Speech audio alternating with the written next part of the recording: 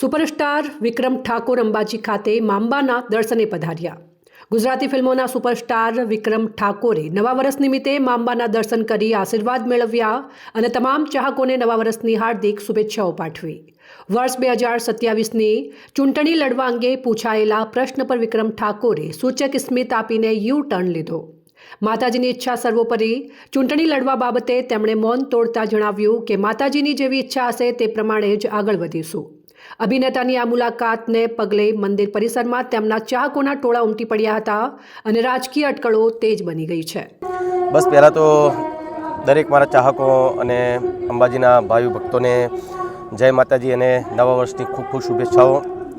અને બસ એટલું જ કહીશ, અત્યારે બહુ ટાઈમ પછી હું અંબાજીના દર્શન કરવા આવ્યો છું અને અમારા નવઘણજીનું ખાસ આમંત્રણ હતું ને એટલા માટે અહીંયા આવ્યો છું અને માતાજીના દર્શન કરીને ખૂબ આનંદ થયો. શું આ વખતે વિક્રમ ઠાકોર 2027માં ઇલેક્શન લડશે?